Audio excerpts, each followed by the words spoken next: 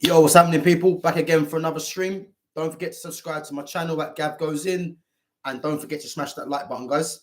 So today, as I said from yesterday, I'm going to be doing daily streams on the top teams for the upcoming European Championships in Germany. Today I'm going to be doing Germany, and then I'm going to be back literally at 1 o'clock to talk about Portugal's squad. So what I'm going to do, I'm going to run through the squad that's been decided, and then I'm going to run through the potential lineups.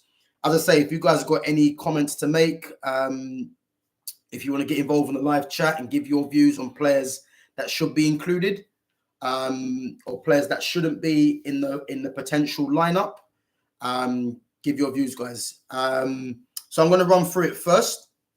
So Germany's squad, we're going to go through the goalkeepers and defense first. So Bayern Munich's Manuel Neuer, obviously highly experienced goalkeeper for Bayern Munich. I think this could be Neuer's last major tournament as well, I think, for Germany.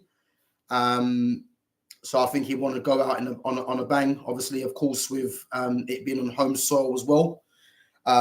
He's going to be quietly confident that Germany can go far.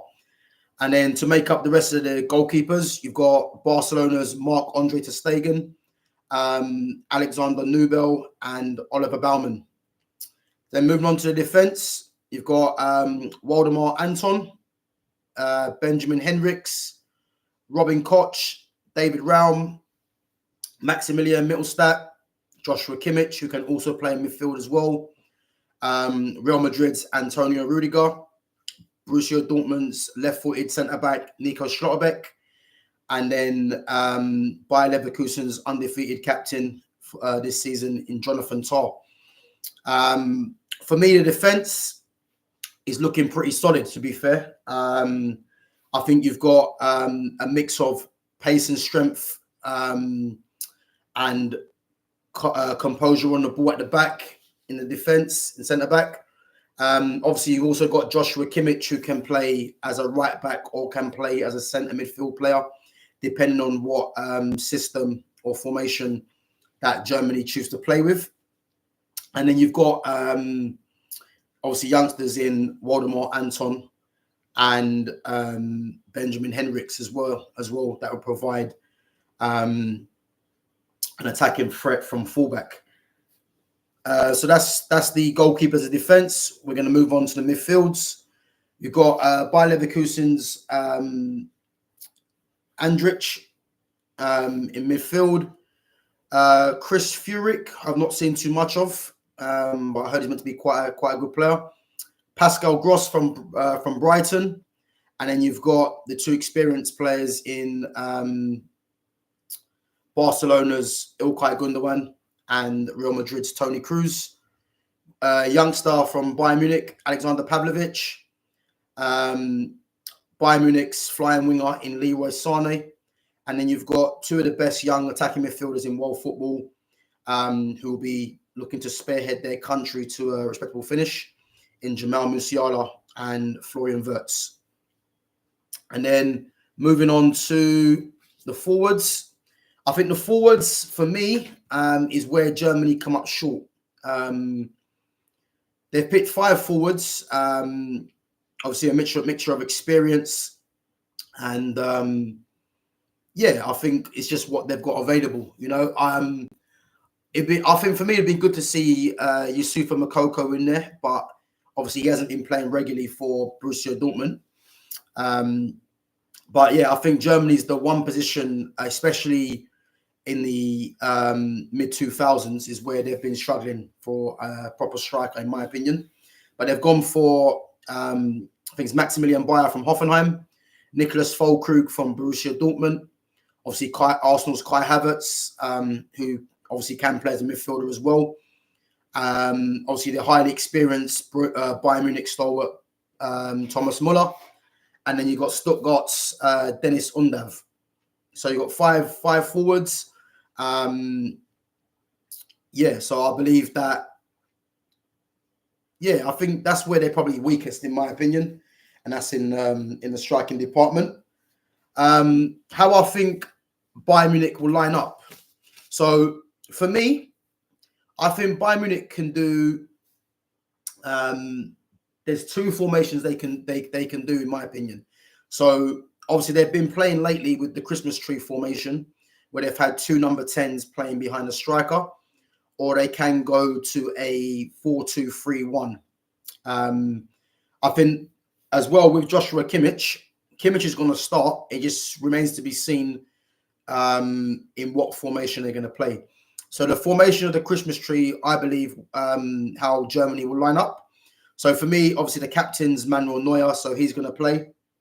And then I believe if they play a three at the back, I think they're going to play a left-footed centre-back in Nico Schlotterbeck. And then you've got Jonathan Tah, who will play in the centre, as what he does for Bayer Leverkusen. And then you've got Antonio Rudiger, who will play to the right of it. And then for me, I think you're going to have two wing backs. One's going to be David Raum from Red Bull Leipzig. And then for me, Benjamin Henrichs, also from RB Leipzig, I think will play as the wing backs. I was going to play Kimmich there, but I think if you're playing a wing back system, I think Kimmich will play infield. So I think it's going to be a midfield of Kimmich and Gundogan with the wing backs. Tony Kroos could easily come in and play there. I think if anything, if Kroos is starting, it could be ahead of Gundogan, and it'll be him and Kimmich in there. But I've gone for Kimmich and Gundogan in there. And then you've got the two number 10s in Florian Wirtz and Jamal Musiala playing behind, I believe, will be Kai Havertz. But it could also be Nicholas Füllkrug as well. But I believe Kai Havertz will get the nod to start in the summer behind those two of Jamal Musiala and Florian Wirtz as the two number 10s. They could invariably play a different formation. And but this time with a back four. So no surprise, obviously, Manuel Neuer will stay in goal. But I think if they was to play a back four, I think you'll keep Rudiger and Jonathan Tah as the two centre-backs. And then the full-backs for me will be David Raum at left-back. And then Joshua Kimmich, I think, will slot in at right-back, which will allow Tony Kroos to come into the midfield with Ilkay Gundogan. And then you could see an attacking three of Leroy Sané from the right, Florian Wirtz in the 10, and then Jamal Musiala from the left, with Kai Havertz playing as a striker, or it could be a Nicholas Füllkrug.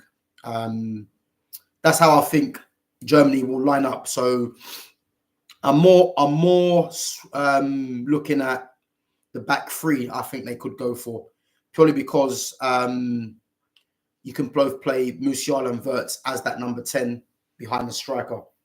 You know. For me, how do I think Germany would do in home soil? Will they surprise? I can see Germany going quite far. I think Germany now, especially with the squad that they've got, I think they could surprise a few teams. As I say, I think in the striking department, it could be better. But I believe that with the attacking prowess they have behind the striker, I think that could be the determining factor. I think they've got a few options there. You know, obviously you've got Thomas Muller's experience as well. But I think in Jamal Musiala and Florian Wirtz especially, I think they have two players there that can set the tournament alight, as well as Leroy Sané. I think Leroy Sané, obviously, obviously it's weird because when Leroy Sané first came into this squad, he was one of the youngsters, but now obviously he's matured and obviously he's becoming one of the more experienced players now.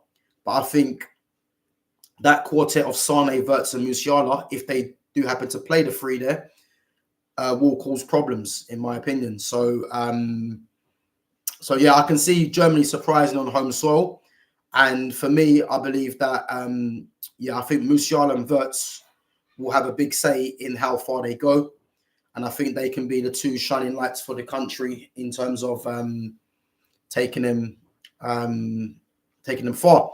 For me, I think Germany, we'll be looking at a semi-final at least. I think at least they'll get to the semi-finals, in my opinion. Just depends who they play. I think if they was to come up against a France, I think they might. I think they've got the capabilities of beating a France, but it might be a case of that striker in the sense. Even though Nicholas Füllkrug is a good target man for them, and obviously Kai Havertz has been performing slightly well for them as well. I do think if they do come up against a France, it depends what they've got in reserve, really. But yeah, I do expect them to get to a semi-final. So yeah, I've got high hopes for Germany, and be looking forward to seeing them in the summer. If you guys got any comments to make, as I said, make sure you smash them in the chat and give me your views. I'm going to be back at 1 p.m. To discuss Portugal's squad and Portugal's potential lineup. I think there's going to be a surprise in there that many people probably won't touch on, which I'm going to. So yeah, we're back at 1 o'clock. So don't forget to smash the like button, and don't forget to subscribe to my channel at Gav Goes In. And I'll catch you guys back at 1 p.m. Take it easy.